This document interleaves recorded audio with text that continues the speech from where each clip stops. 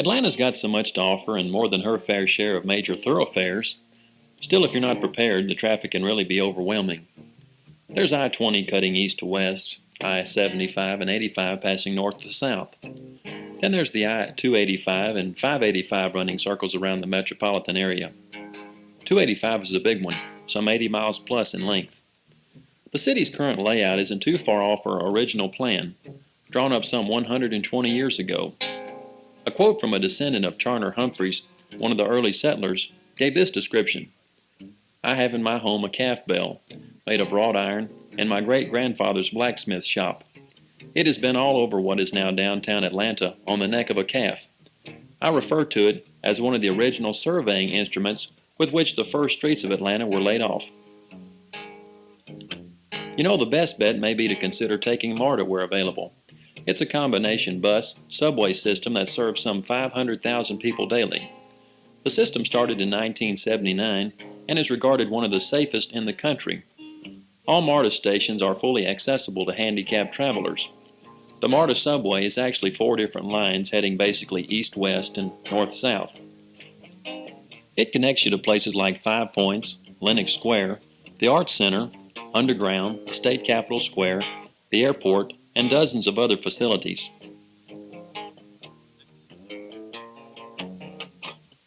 Of course, cabs are available, and the standard fee from the airport to downtown is around $15.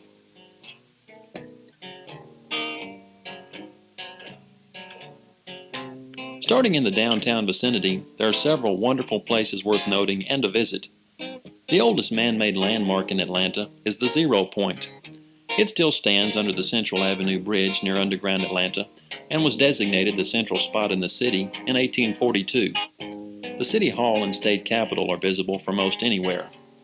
The Capitol building was finished in 1889 and patterned after the U.S. Capitol. The gold roof was most recently gilded in 1978 and should last about 20 years, the gold coming from the town of Dahlonega, Georgia. It wasn't Sutter's Mill, but rather Dahlonega, where gold was first discovered in the country. The roof is 47 ounces, or approximately $13,000 in today's prices. On the 4th floor of the Capitol is an exhibit showing the industries, the gems, the birds and reptiles, the water life, and the history of the Peach State. Next door is Georgia State University. This 24,000-student 4-year institution has been recognized for its programs in business, computer science, and psychology. On campus is an interesting museum honoring the late Johnny Mercer. Johnny grew up in Savannah, but moved to Hollywood in 1935, about the time when songwriters and the like were in major demand. Johnny Mercer went on to start the Capitol Records Company. Perhaps he's better known for his music, creating such titles as Moon River and The Days of Wine and Roses. He wrote songs for many of the greatest names in show business: Bing Crosby, Pearl Bailey, Billie Holiday, Doris Day, and Perry Como. And speaking of Hollywood, Atlanta has sure had her share of celebrities. Shay Griffin is a casting director and has placed more than 200 Georgia actors and actresses in feature films, including, from Atlanta, Carmen Thomas, who plays Hillary on All My Children, Dan Biggers, who plays Dr. Rob of Heat of the Night, and Ray McKinnon, who plays the DA in Paris Trout. Bill Nunn is an Atlanta resident and starred with Harrison Ford in Regarding Henry. Hugh Wilson is a well-known scriptwriter and lives here. He is credited with Bob Newhart, WKRP, Frank's Place, and Police Academy. Julia Roberts has certainly enjoyed a lot of success lately since her days growing up nearby. And Jan Hooks, formerly of Saturday Night Live, and now a regular on Designing Women, also calls Atlanta home. Recently, Driving Miss Daisy was filmed in Atlanta, in the 5 Points West and Emory sections of town. The film's playwright, Alfred Urey, grew up in the neighborhood.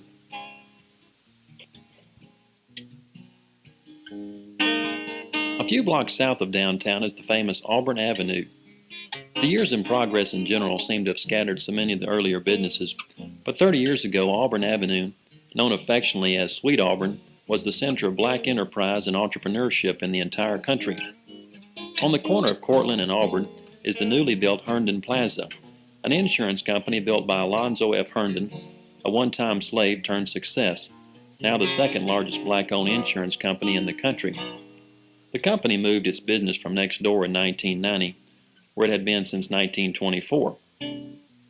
The Apex Museum, and an acronym for African American Panoramic Experience, is across the street. It houses exhibitions highlighting the culture and contributions of African Americans.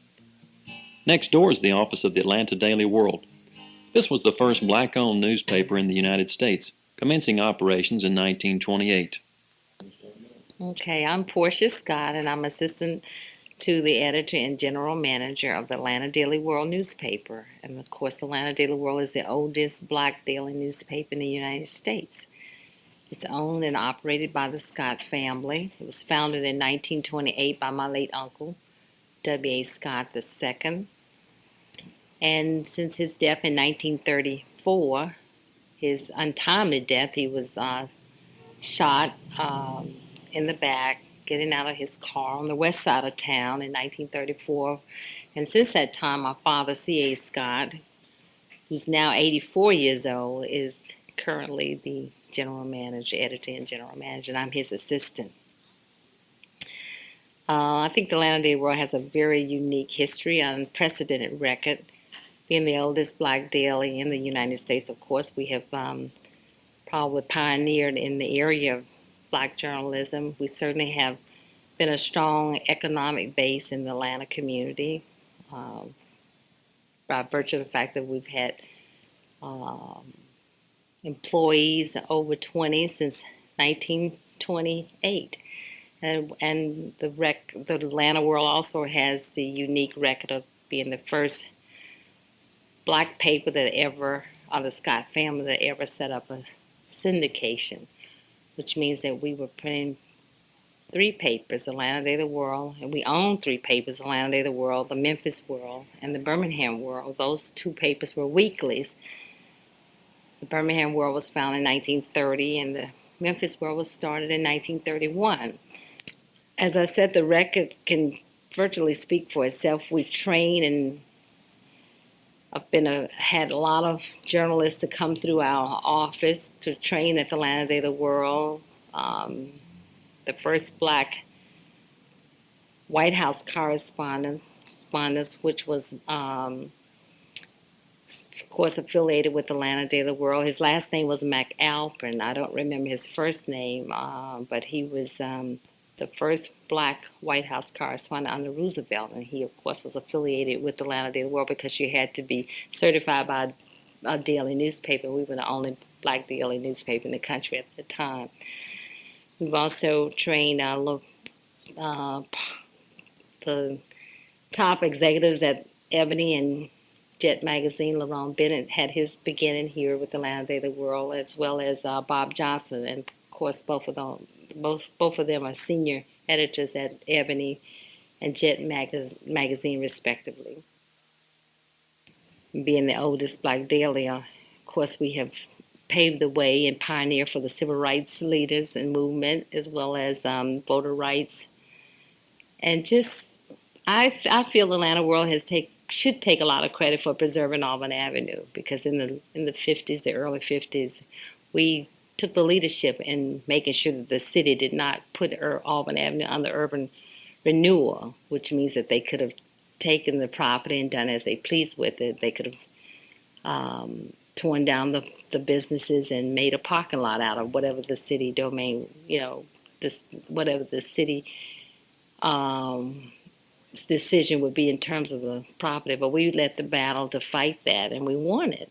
And as a result, Auburn Avenue is still existing today, and it is, I feel very strongly, it's probably the the largest, most viable black district left in the United States. East on the next block is WERD, the first black-owned radio station in the country. Across the street stands the Peacock. Started as the Top Hat Club in 1930, this auditorium featured all the greats: Nat King Cole, Duke Ellington, Pearl Bailey, Little Richard, Gladys Knight, B.B. King. There are 4 well-established and historic black churches in Atlanta. 2 sit on the next block. The Ebenezer Church was pastored by 3 generations of Kings. The Weed Street Baptist Church was started in the 1870s when Auburn Street was named Weed Street. The Martin Luther King Jr. Center is a living and working memorial in the district. It includes an early teaching center, a reading academy, the Scholars Internship Program, the Archives Project, and the Communications Program. King's boyhood home is there too. I'm Denise McFall, and I'm Director of Public Relations at the King Center, and I also serve as Press Secretary to Mrs. Coretta Scott King. The King Center was conceived in 1968 by Mrs. King and Mrs. Christine King Ferris, Dr. King's sister. And it was conceived as a living legacy to the unfinished work of Dr. King as it pertained to nonviolence, philosophy, and the teaching and orientation of people, both here and internationally. The center now sits on a federal historic site that's approximately 44 acres, and the site encompasses, if you take it 2 blocks away, all the way to the Southern Christian Leadership Conference that Dr. King founded. Next door we have the Ebenezer Baptist Church, where Dr. King, his father, and grandfather pastored. Of course, here we have the King Memorial Site, where we have the entombment of Dr. King, and about 1.5 blocks away is Dr. King's birth home. And what we have here at the center is primarily an exhibit of memorabilia related to Dr. King's life, as well as programs that relate to both youth and adults in terms of nonviolence training. Well, I consider him to be not only Atlanta's most famous son, but perhaps one of the most famous Americans that has ever lived. As you well know, he is the only African American for whom there is a national holiday commemorating his birth. He's one of very few Americans who's received the Nobel Peace Prize. And he is a man whose philosophy and his hopes and his dreams still live on in hopes for world peace and world unity. He was a very brilliant person, a fine orator, and a very committed personality, and I think someone who has been idolized throughout the years. He was very young when he died.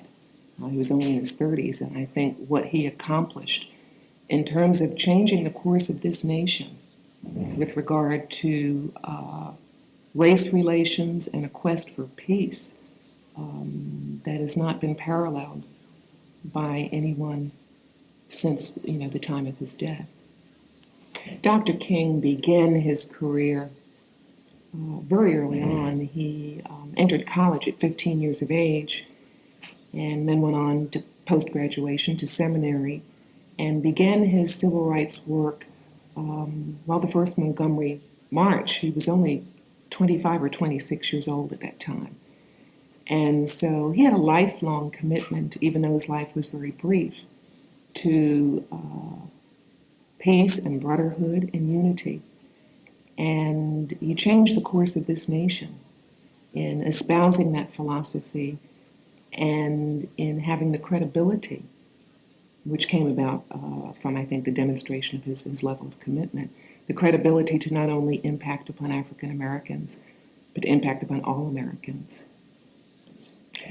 Mrs. King is a very down-to-earth personality. She's an extraordinary woman in her own right. She is very bright. She had quite a bit of formal education. In fact, she's a graduate of Antioch College and was trained as a concert soprano. And she and Dr. King met in New England while he was up at seminary in Boston, at Boston University. And she had a commitment even then, this is prior to them getting married, to human rights, and was very active as one could be in the 50s, in trying to assist African Americans into getting some of the rights that were justly theirs. And I would venture to say, had she not been married to Dr. King, that Coretta Scott, whomever, would have been a very powerful force in this country as it relates to maybe not specifically nonviolence, because Dr. King, I think, specifically introduced her to that element, but a very strong force in seeking opportunities and rights for African Americans.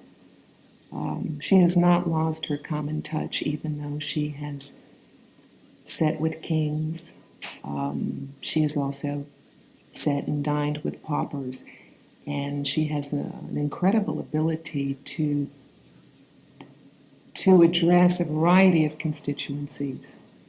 And she's a very warm and very generous personality, but she's also a very strong personality.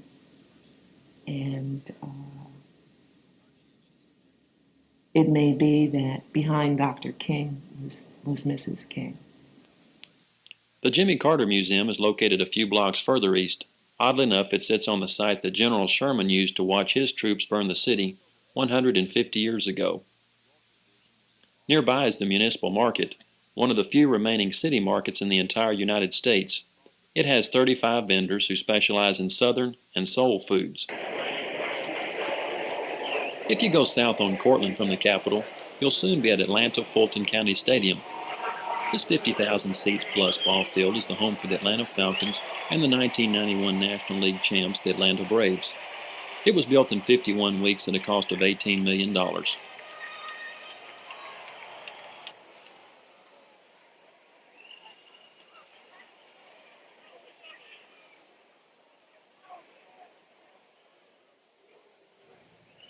My name is Jack Tyson. I'm director of ticket sales. I've been with the Braves organization since January of '82. Started as a sales rep, and I'm now, a department head.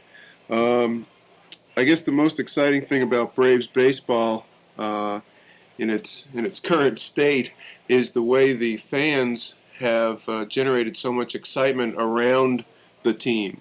If you compare it to 1982, we started with a 13-game winning streak, which at that time was a major league record to start a season. And as exciting as that was, it came nowhere near the amount of excitement that was generated last year and the pennant race that we all experienced. The Tomahawk Chop and the Tomahawk Chant, which are both unique to Atlanta baseball fans, and now some other teams have picked up on it.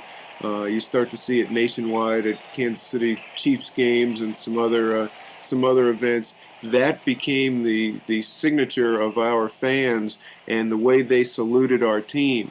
We prompt them with the stadium organ, which kind of gets them going, kind of like a "Let's Go Mets" that you've heard for years at Shea Stadium. But the fans are really into it. They see it on television all week long on TBS, and then when they come to the ballpark, they want to do it. Hopefully someday it'll replace the wave in the stadium. To compare the excitement generated by our ball club last year to virtually any other sporting activity would be real difficult to do. Perhaps the 1980 Winter Olympic hockey victory over Russia and then finally winning the gold medal a few days earlier, or the '69 Miracle Mets, are the two comparisons that I've heard, kind of teams that came out of nowhere, had a lot of ability, but the expectations weren't really there, and it all just came together. And, it's something that you really can't duplicate in terms of its uniqueness. You can try to duplicate the results, and hopefully we will get back to the World Series real quick. But, everybody went on that magic carpet ride for 6 or 8 weeks last season in one of the best pennant races that anybody in baseball can remember. After the World Series was over, you started to read stories about how was the 1991 World Series the best one ever, and that's probably tough to determine. But what it definitely is the World Series that an entire generation will point to and say that was the best one I'd ever seen. The '75 Red Sox Cincinnati series was the one that everyone had pointed to in recent years as the best World Series played in the last 15 or 20 years, and I think 1991 now will be remembered along the same lines. Braves fans are fairly unique in that we're home to the biggest backyard in baseball. We have the largest drawing area in terms of geography of any other team. I guess the Seattle Mariners could make a similar claim, but they run into a mountain range a couple hours east of the city. But we draw our fans from 6 states virtually every night of the year. For 4 or 5 years running, 48% of the people who came to Braves games were coming from over 100 miles away, and on weekends, that number would go up to 68%. Therefore, the travel industry, all the hotels and the folks that are affected by people coming in from out of town, they all love it when the Braves are playing well because fans come in from all over the Southeast. They come to Braves games, they stay at hotels, they eat at restaurants, and they go to Six Flags and Stone Mountain and do other activities like that.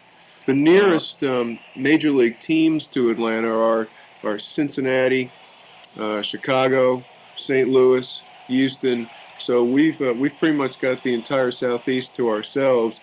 The nearest team to our south will be in Miami, beginning play in 1993. And although I don't think they're really going to take away from our fan base in any significant numbers, it will be fun to have a team in a state right next door to us, and hopefully we can build a rivalry similar to, say, the Georgia Bulldogs and the Florida Gators. One of the great things about baseball is that every game is unique. Every baseball game is a chance to see baseball history as it happens and memories as they're made. So come on out to the ballpark and see the Braves or see a minor league club if you live in a city or are passing through a city that is home to a team, because you can't beat a big league ball game or a minor league ball game.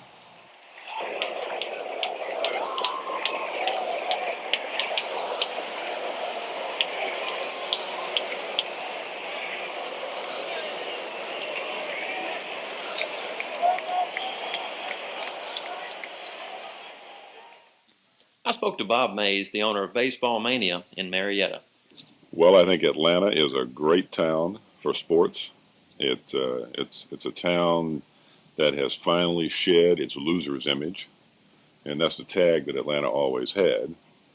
For instance, I first came here in 1966, just about the time the Braves came here, and of course they came with a pretty ragtag team, other than Eddie Matthews and Hank Aaron.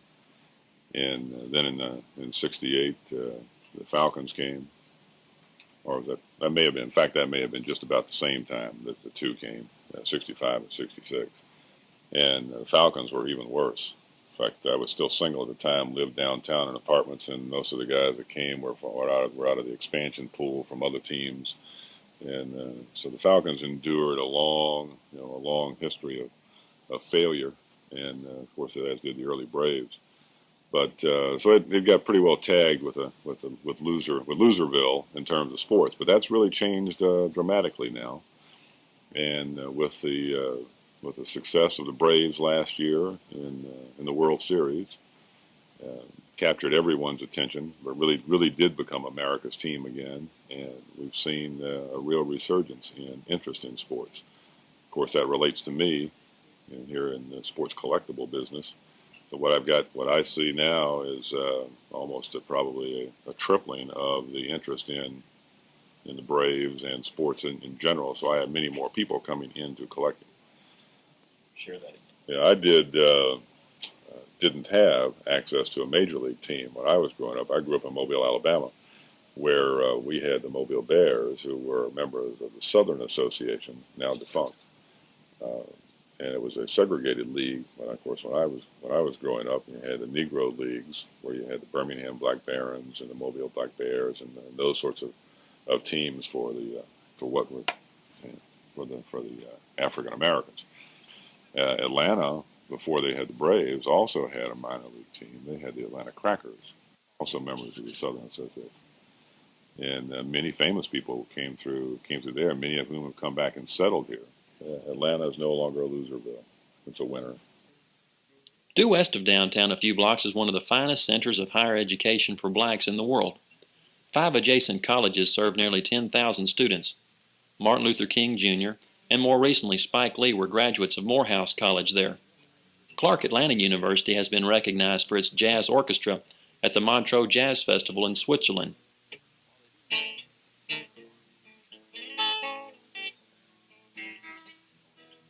There are some great places to eat downtown. If you're looking for some colloquial food, then try Deacon's. They've only got the best fried chicken and biscuits in the whole world. Locals have enjoyed breakfast at the Majestic Grill for over 50 years now. It's at 1031 Ponce de Leon Avenue.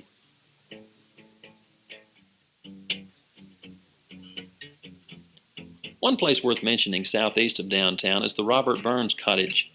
It's a replica of the home of this famous 18th century poet. The Burns Society meets here. It's one of over 900 such clubs worldwide. The local chapter has 100 male members. They meet the first Wednesday of each month. It's a literary society comprised of men who love Burns, the man and the poet. Their particular claim to fame is the cottage. It's the only known replica of the poet's home place in the entire world. Burns is remembered for his Ode to a Mouse and Coming Through the Rye. The society was started in 1896 by Joseph Jacobs, the pharmacist whose fountain served the first Coca-Cola. People all over the world are beginning to associate cable news and sports events with CNN, TBS, and Atlanta. The cable news network was the first 24-hour news station in the world, going on air in June of 1980. Now this award-winning news program can be seen in over 100 countries. The CNN headquarters is One CNN Center, a few blocks from downtown. My name is Steve Hayworth, and I'm Vice President of Public Relations at CNN here at CNN Center in Atlanta. What you see originating out of this building includes CNN, the sort of mother network, headline news that came on the air about a year and a half later. It's a shorter version of CNN. It's 24 hours a day of half-hour newscasts that sort of summarize the major news stories of the day. We also have a CNN radio channel that comes out of here, CNN International, which goes to 130-some countries around the world. We have the airport channel, which goes to airport waiting areas all around the country, the checkout channel, which goes to grocery stores all over the country. I don't think I've missed anything, and those are just the news products that come out of here. We also transmit TBS, an entertainment network, all over the country, and TNT, a second entertainment network, all over the country. So all of that television programming is, if not originating here in Atlanta, at least is coming into the headquarters and then being transmitted from here to places, television sets all over the world. About half of CNN's worldwide employees are based here in Atlanta. That makes about 900 people. And if you were to walk through the newsroom or take the newsroom tour, you would see on a normal news day what looks like slightly disorganized chaos. If you were to walk through that newsroom on the day of a major breaking story like a Persian Gulf War or a coup in the former Soviet Union, that slightly disorganized looking chaos would become extremely disorganized looking. There would be 200 or 300 people literally running around the newsroom, trying not to bump into each other, leaving the viewer to wonder how does everyone know what everyone else is doing. And the miracle of it is that the right people know what everyone is doing, that manages to make sure that the product that gets on the air is timely, is accurate, hopefully is smooth looking, and gives our viewers around the world a not only a fast look at what's going on, but we hope a balanced and an accurate one as well. That was the large airburst that we saw.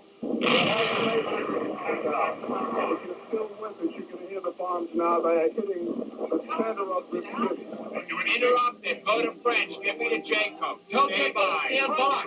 Go, Jacob. Yes, the air raid sirens are just now going off here near these U.S. bases in Saudi Arabia. We've sent the entire camera crews inside right now. Keep it out of there.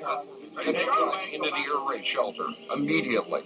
Right now, everyone's been training for this, and it looks like we may have to.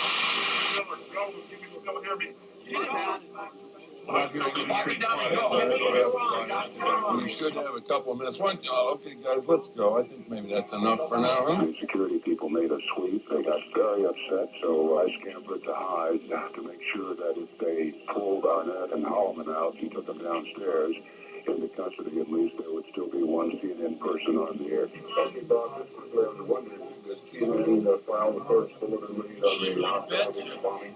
Beat everybody by miles. It has been a long night for us. It has been a night none of us will ever forget, and that's the latest. We have a very popular public tour of CNN Center, which runs, I think it starts at 10 in the morning and runs all day weekdays, and also runs from, I think, 10 a.m. to 4 p.m. on weekends. It's very popular. You need to check in and get signed up as soon as you can. Sometimes tours are full, but it takes about 45 minutes, and it shows you not only a little bit about TBS as a whole, but goes through the newsrooms of the two networks, CNN and Headline News. A lot of people don't know that TBS is as large and as multifaceted as it is. We own, as we've talked about, CNN, Headline News, CNN International, CNN Radio, the Airport Channel, the Checkout Channel, TBS, TNT, but also the Atlanta Braves, Major League Baseball team that was National League champion last year and hopefully World Series champion this year. The Atlanta Hawks, National Basketball Association team. A large number of American movie classics, the MGM and United Artists Library and others. The Hanna-Barbera Studios and Cartoon Animated Collection. And I'm sure I've left out some things, but it's a very multifaceted company that a lot of fun to work with. North on I-75 is Georgia Tech. The school was founded in 1888 and offers programs in science and engineering. The school enrolls the highest percentage of national merit scholars among publicly supported schools in the United States and has the highest graduation rate of minority engineers. The Research Institute was ranked third in 1990, having handled $148 million in contracts. The recently built Institute for Paper Science and Technology is now one of the leading centers for the study of paper science. In the area of athletics, in 1990, Georgia Tech tied the University of Colorado as NCAA football champions. Graduates of Georgia Tech include 7 astronauts, former President Jimmy Carter, dance instructor Arthur Murray, the inventor of Elmer's glue, Ashworth Stull, Dennis Hayes, who invented the intelligent modem, and Frank Mayo, the inventor of bleach. Across the interstate is the Varsity Drive-In, believe it or not, the largest drive-in grill in the world. Gordon Muir is one of the managers at the Varsity Drive-In. Well, like it says in the front, he went to Tech, and his grades weren't so good, so he had to leave the school, and he went to Oglethorpe and finished the quarter there. And then he went to Florida when the real estate boom in Florida was picking up, and went down there and got involved in real estate and selling real estate. He made about $2,000, and he brought that money back to Atlanta to open the restaurant. So he started out with $2,000 in the back of a gas station down the street, which was, they called it the Yellow Jacket. And he started out with 2 burners, one for the hot dogs, one for the chili, and selling bottled Coca-Colas and selling to the students. And business picked up, and so he moved it up the street and changed the name to the Varsity. And it was basically just outside curb service. You could come inside and have some coffee, and I think they even sold like the old-fashioned drugstores, had the candy and medicines and aspirin and that type of thing. But most people, as a matter of fact, women didn't come inside. The women stayed outside, and that's why there was a women's restroom outside. The men's restroom was inside because women just did not come into the Varsity in the old days. And as a matter of fact, there wasn't a women's restroom inside this building until my mother came to work here in about 7 years ago. And she said, I'm not going to walk down the stairs and use the restroom every time I have to go. So, but as the years continued, that was 1928 when he started down the street. So that was 63 years ago. And as times changed, people wanted to come inside and sit down and eat. And it went from, let's say they had 100 curb men outside. And so over the years, it just gradually changed. People wanted to sit down and come inside and sit down. So he had there was a pool hall next door and a barber shop. And at these windows, if you drive down North Avenue and look where those windows are, those are actually the other stores. And so he just bought those as he made more money. And then he expanded outward and upward, where he built the launching pad and the upstairs dining room. And it's just it's interesting to work in a building that's been added on to dozens of times. It's a mess, but it seats about 800 people, and we have standing room outside for more. On an average day, we sell, about 13,000 hot dogs, 8,000 hamburgers, 7,000 fried pies. And those are our biggest items, and about 800 orders of fries and rings. So it's a busy place. So, and our busiest days, I guess, would be Tech football days. And on the average, I guess we've never had anybody stand at the doors and actually count. But from the food that we sell, we estimate we serve about, on a Georgia Tech football game, 50,000 people during that day. So. On those Saturdays. Thank well, what you have? 2 hot dogs and big on. Thank well. Have your money in your hand and your order in your mind. Thank you well. Next in line. Come on now. Put your money in your hand and your order in your mind. Now here we go. We got cocoa orange, frozen orange, sweet milk, buttermilk, salad, bud, milk, pepper, whipping, black, white, coffee, tablet, stroll, light, and cool, and no bill. What do you have? 2 hot dogs and a big orange. Give me 2 hot dog onion ring and a big orange. Give me 2 hot dog Coca-Cola orange. What do you have? What do you have? All right. North on I-75 is the Paces Ferry exit. Go east and you'll pass the Governor's Mansion. It's open to the public Tuesdays through Thursdays. Further east and right on Andrews Road, you'll see the Swan House, currently the office of the Atlanta Historical Society. This magnificent estate was built in 1928 for Mr. and Mrs. Edward Inman. It is a combination style of Italian villas and the English country homes. The name was due to Mrs. Inman's fondness for swans. At West Paces and Peachtree is the heart of the Buckhead Shopping District. Just south on Far Road is Oxford Books, the largest bookstore in the southeast, with over 150,000 titles in stock. The entertainer Elton John lives in the neighborhood, as does communication magnate Mrs. Ann Cox Chambers. She was regarded by Fortune magazine in 1990 as one of the wealthiest people in the world. Other rather notable folks make Atlanta their home, including Evander Holyfield, who lives in Fayette County. Hank Aaron still lives in Atlanta. Bill Cosby's mom stays here, as does Emmanuel Lewis. That's Webster of TV fame. If you head east from the city on I-20 to exit 26 Boulevard, you're soon in Grant Park and the impressive Cyclorama. This 9-ton painting in the round was actually finished in 1886 by 4 German artists from Wisconsin. The painting was part of a traveling exhibit which unfortunately went defunct shortly after arriving in the city in 1892. Lumber magnate George Gress purchased the masterpiece and donated it to the city. It's 400 feet long and 50 feet high. Another notable contribution of his was the purchase of several railroad cars, including animals, and the donation to the city as the Zoo Atlanta, which is nearby. There they offer an exciting nighttime program called Nightcrawler. You'll have access to the zoo during non-visitor hours. See the animals at twilight, help feed the animals, and learn more about their habitat and lifestyles.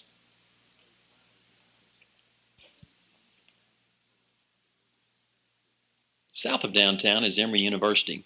Her history is extraordinary and her ranks are impressive. Emory can claim a number of Pulitzer Prize winners, including Dumas Malone for his 5 volumes on Jefferson and his times. David Potter won a posthumous award for Impending Crisis. C. Van Woodward won a Pulitzer for Mary Chestnut's Civil War, and Claude Sitton and Lewis Harlan also earned this prestigious award. On the political side, current Emory alumni are Senator Sam Nunn and Newton Gingrich. The golf legend Bobby Jones was a student in the law school here in 1927 and 1928. He went on to win the Grand Slam in golf.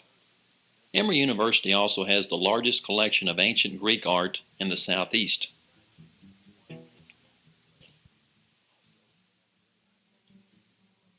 Atlanta's most famous corporate citizen is Coca-Cola. They have a museum located next to Underground Atlanta. There you'll find a 1,000-piece collection of turn-of-the-century memorabilia. It also includes a wonderful display of soda fountains and a film of all their commercials. Speaking of Underground, this 6 blocks neighborhood has long been an entertainment and shopping drawing card.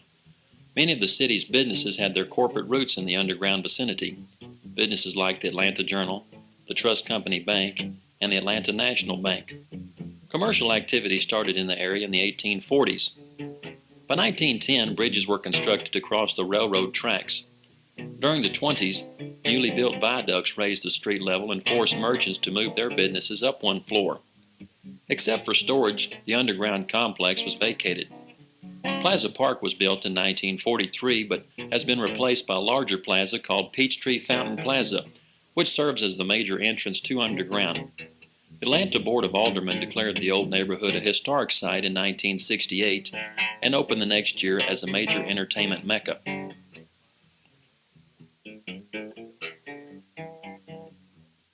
This is the end of side 1. Please fast forward and turn the tape over to side 2.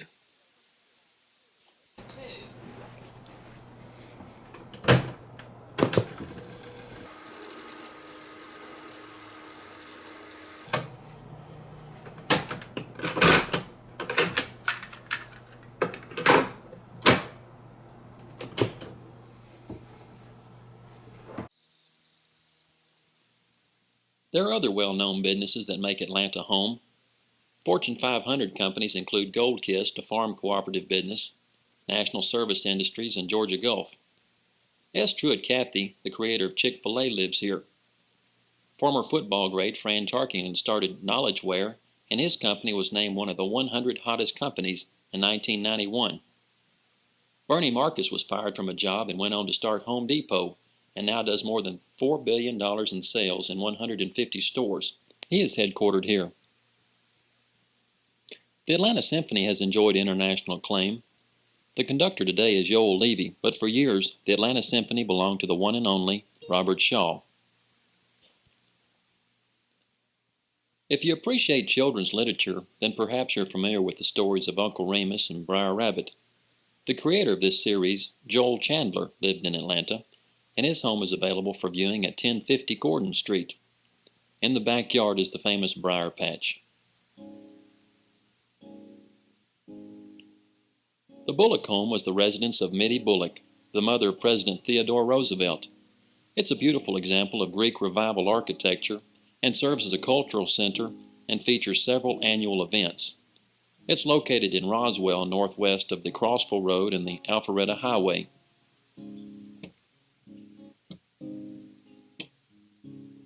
One of the few pre-war buildings still standing is the Public House, currently a restaurant located on Atlanta Street in Roswell.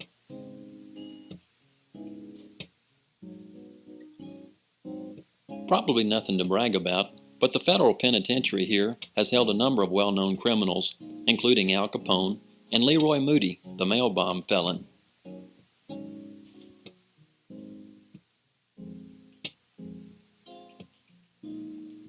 Speaking of Stone Mountain, it sits 16 miles due east of town and impossible to miss. It's 1,686 feet tall and 7 miles around its base. Stone Mountain Park is 3,200 acres and features a riverboat, the Stone Mountain Railroad, a sky lift, beaches, and year-round events, like the Laser Show, an Antebellum Jubilee, a Yellow Daisy Festival, and a chili cook-off. And one of the loveliest conference centers anywhere, and voted one of the top 10 conference centers in the nation the last 2 years, is Evergreen, tucked away amid the lakes and forest. Stone Mountain is the largest exposed granite in the world, estimated to be 290 million years old. The sculpture on the mountain is also the largest in the world, 90 by 190 feet. During the construction, as an honor to General Lee's birthday in 1924, a party of 30 socialites actually enjoyed dinner on his shoulder. And by the way, for trivia buffs, the men on the relief are Jefferson Davis, Robert E. Lee, and Stonewall Jackson. I visited Jack Morris, the Director of Marketing and Sales, at the Georgia Stone Mountain Park. The mountain, as a geological oddity, is very interesting because what you're looking at is a hunk of solid granite, the only piece of solid granite found in the world, all one piece. And it is coming up 825 feet out of the soil in northeast Atlanta, but the rest of the mountain is located under 5 states in the southeast. The bedrock that forms this mountain, this eruptive bulge of granite, has the rest of it still located under the soil in Tennessee, North Carolina, South Carolina, Georgia, and parts of Florida. And that's weird. I think that's really interesting. You ask a lot of homeowners who are trying to put a garden in or transplant a tree in the northeast part of Georgia. They find Stone Mountain. Some of them are not happy because they can't get down underneath this layer of granite. And as you go through the 3,200 acres of Stone Mountain, you will see granite outcroppings just kind of appearing, and then the soil continues around them, the little granite islands. It's a golfer's nightmare out on our golf course because golf balls behave real funny when they land on granite. And that is usually not a behavior the golfer likes to observe. So Stone Mountain's presence is a southeastern presence, even though it is only seen poking around outside of Atlanta. Good street instructions for anybody who needs to reference where they are in Atlanta. They use Stone Mountain as a visual reference. If they are totally unfamiliar with Atlanta and its surroundings and want to come out and visit Stone Mountain, which millions of people do, the locals usually tell them to head east, and it's the first mountain on your right. There are animals and plants. Plants and animals are on Stone Mountain that are unique. There is something called a Confederate yellow daisy, and it blooms depending on the weather and the temperature. It blooms around September, and it is a unique form of daisy to the world. It is grown only, it grows only in the area surrounding Stone Mountain. There are other plants and animals, but I think the most unusual fact is that there are freshwater shrimp that exist on Stone Mountain.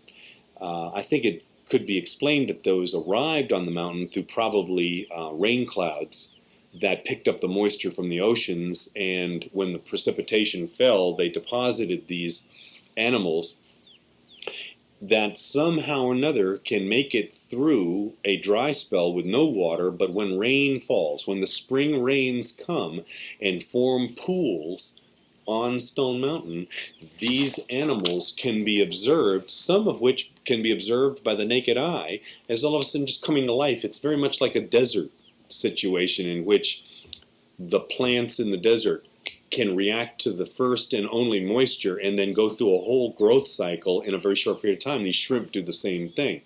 So it's kind of unusual.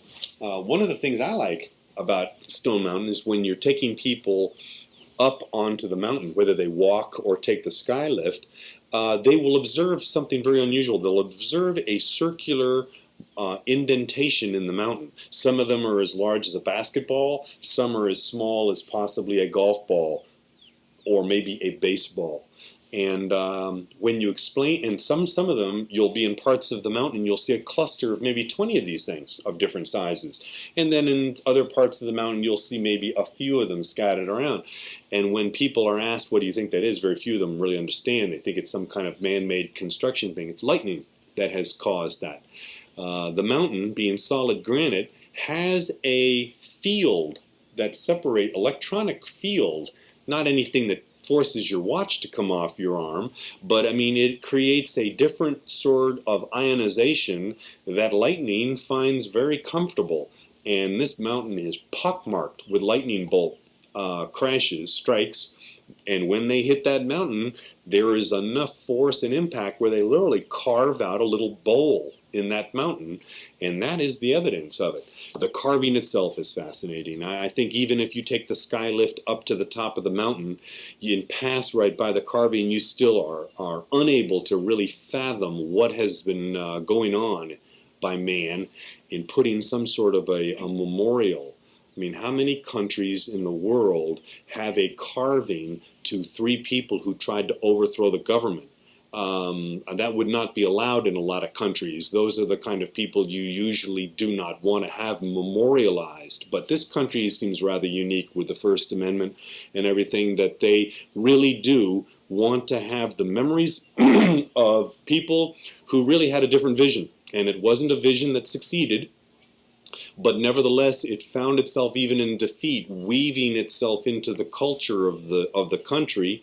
The South is its own culture. It really has maintained, even to people who have come into the South from other parts of the country to live, they understand finally after a period of time that there is something Southern here. I mean, just like there is something Western out there. You can't go into Wyoming and not feel a little bit about the history and culture of the people that populated that area. And I think the same is true for Alabama and Georgia, Mississippi, Tennessee. The southern states have a culture. Nevertheless, it is an interesting part of history. And it's a huge carving. It started in 1921 and went off and on and off and on and wasn't finished really until 1970.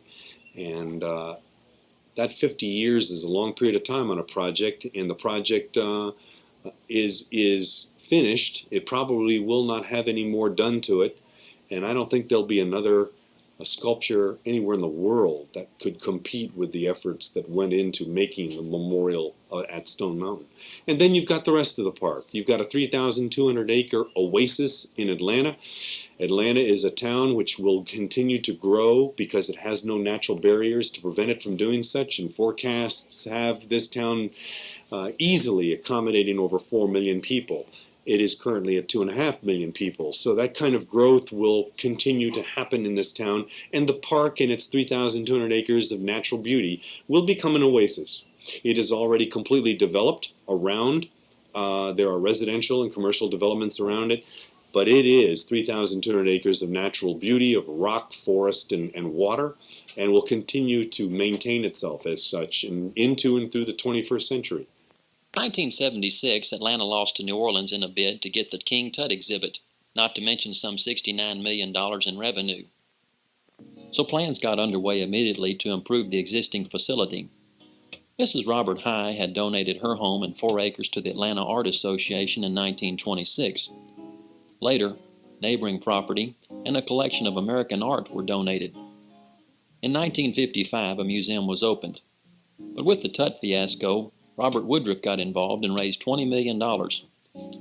Architect Richard Meyer from Manhattan was selected. His goals of providing an open environment were realized with the completion of the High Museum of Art. This 135,000 square foot structure has been recognized by the New York Times.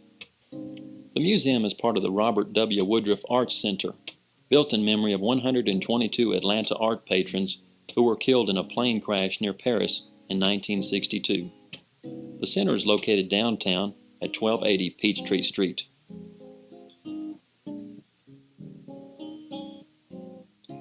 One of the most unique places in town has to be the Center of Puppetry Arts located at 18th and Spring Street. This one-of-a-kind facility was dedicated in 1978 to serve the public and puppeteer in the areas of performance, exhibition, and education.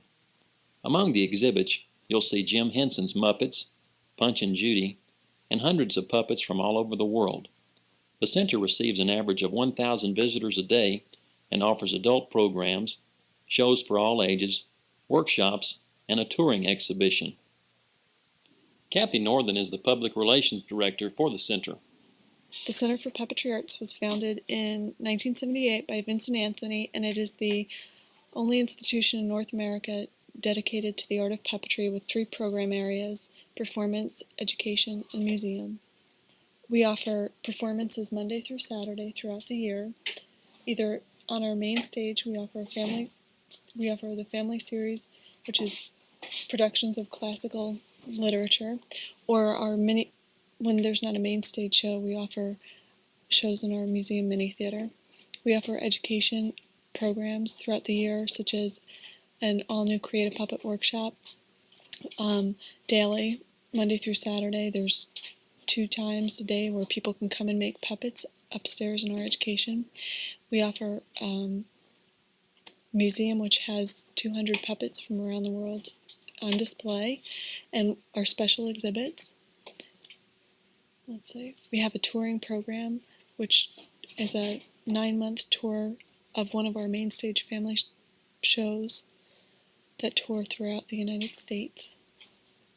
Also, in the summertime, we have our summer festival, which is designed for family audiences, and this is a 6-week-long festival, and each week there is a different company a puppet company throughout the United States that comes and performs a show for 1 week, and this is very popular. And let's see, our new direction series is specifically geared for adults, and it's probably one of the only times a person can come and see a puppet show geared for the adult audience. This is very popular in Europe, but it has not really reached the United States. And audiences, people should be 14 and over to come see the show, and it's a great opportunity to see different types of puppetry performed at an adult level. The Atlanta entertainment scene is a non-stop affair and scattered all over town. There are restaurants, theaters, and nightclubs galore. But one gathering that is unique to Atlanta is the Scarlett O'Hara Club. It's an all-women's singles club that enjoys regular parties in borrowed mansions. Generally, the evenings attract anywhere from 300 to 500 people. But you should know, tuxedos are required.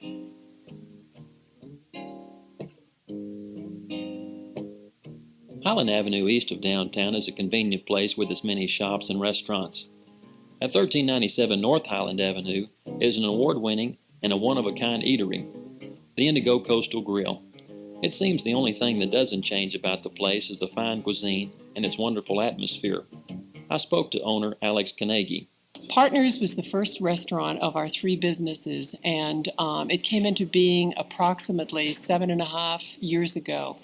And what we wanted and what we felt Atlanta needed was a nice little neighborhood restaurant, a little neighborhood cafe where you could get specialized attention, for which we are known, where people would get to know your names, the bartender could make your favorite drink, the host knew you by name, and where you could get what we thought was contemporary cuisine, but that it was a softer approach. And we started off doing our own pasta with a window open, and people hadn't seen that. There was a little display window at the end of the dining room, and people enjoyed looking through and seeing people saute and cook pasta and all those things.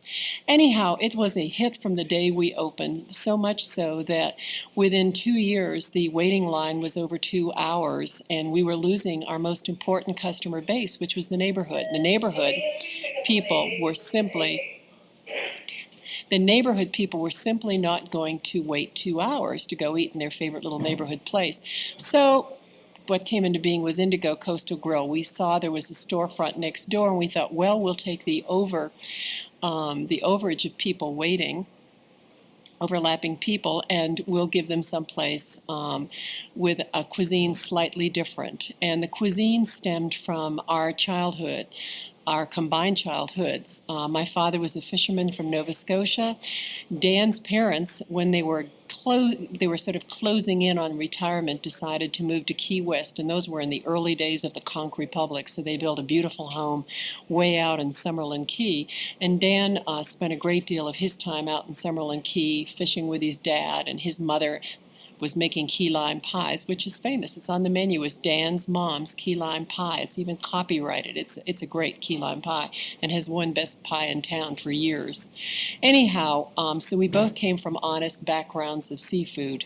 So Indigo was born. It opened, and once again, it was a big hit. So then we had people waiting for 2 hours for both places. So we came up with the idea of Partners Pantry, which took the next storefront, 3 in a row, and that's a place where people could go browse, and they could call in dinners to go. A lot of people are sort of in the couch potato mode, and they don't want to leave their homes, and they're spending more time in them. So you can call any time at Partners Pantry and get the cuisine from both restaurants to go. We're thinking of calling that Out to Go. Franklin Garrett is the grand historian of Atlanta, and I asked him about his experience with Margaret Mitchell and her family. I recorded the inscriptions on tombstones in all cemeteries within a 30-mile radius of downtown Atlanta. Just a self-imposed task. I wanted the information. Nobody told me to do it or paid me to do it. Of course, it took several years to finish it, but I'm so glad I did, because little did I know 60 years ago when I began the project, actually in 1930, how much interest would be manifested in those records many years later. Hardly a day goes by I don't get a call from somebody wanting to know where one of their relatives is buried and so forth. Anyway, I'm glad I did it when I did. As far as the Mitchell family is concerned, and there's a portrait right there of Margaret Mitchell's father, who died in 1944. I was one of his pallbearers. I was in the Army then, but stationed here at Fort McPherson, so I could do that. He was a fine scholarly gentleman. I'll never forget him. And it was he who got me to be a member of the Atlanta Historical Society in 1927. And I currently hold the oldest membership in our society. He had a brother and a son who were associated with him in law. I'm talking about Eugene M. Mitchell, Margaret's father. And incidentally, he'd been born here in Atlanta in 1866, a year after the Civil War ended. And I first met the men in the family in August 1927 when I stopped by their office, as I was calling on all older lawyers, to see if they had any old Atlanta City directories they wanted to either sell or give away. Because long ago I found out how useful those are in the study of Atlanta history or any other city. And I finally assembled a complete collection, which would be impossible to do now. Eventually it'll come here. We have a set here, but some of them are about to fall apart from frequent use. Anyway, my first contact with the Mitchell family, of course I'd heard of them before that, was then. I didn't meet Margaret Mitchell, the daughter of this gentleman, until the early part of 1936. And incidentally, she was born in 1900. So if she was still living, she'd be 91. She was born in November. And the other Mitchell child was her brother Stevens, who was born in 1896. And he lived a good long life. He died in 1983. Anyway, I got acquainted with Margaret one afternoon, and in the 30s, on Saturday afternoons, I would ride around with the late Beverly M. DuBose Sr. and Wilbur Kurtz Sr., and we would look up battlefields, trenches, old cemeteries, old houses, or anything historical. And on this particular day, she had expressed a desire to go with us. I think to Mr. DuBose or Mr. Kurtz, both of whom had met her. I never had up to that point. And she wanted to see some Indian mounds on the north bank of the Chattahoochee River, right across from the old Standing Peachtree location. So inevitably the subject of our upcoming book came up that afternoon, and I'll never forget her statement. Incidentally, she had no confidence in its success at all, and even tried to recall it from the Macmillan Company, but they knew they had a good deal and wouldn't adhere to that. Anyway, her statement I'll never forget was to the effect that I'd be very happy if it sells 1,000 copies. Well, it's done better than that, over 28 million, more than any book other than the Bible. And so that was my first real meeting with her. And of course, I knew her the rest of her life. She died a tragic death in 1949, hit by an automobile there at Peachtree and 13th Street. And so I valued her friendship very much. Now, occasionally, when she was still writing Gone with the Wind, she would call me to find out if a family by a certain name lived in Atlanta in 1864. I think she wanted to be very careful not to offend anybody. And I could tell her that because that was sort of my specialty. And that's about the only help I really gave her on the book. Anyway, she acknowledged it very nicely, and so did the Macmillan Company in a booklet they got out about Gone with the Wind. And I remember she sent me a copy of that, referred me to the page where I was credited, and said, "I hope you don't mind." Well, of course, I didn't mind at all. As you probably know by now, the Hartsfield Airport is the fourth largest in the country and the sixth largest airport in the world. The complex sits on 3,750 acres and employs about 38,000 people. In 1990, it served 46 million passengers.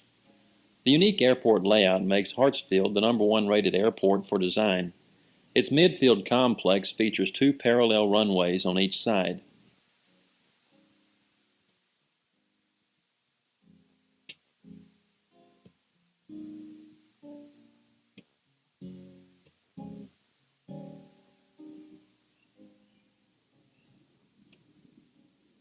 Well, that about ends this program on Atlanta.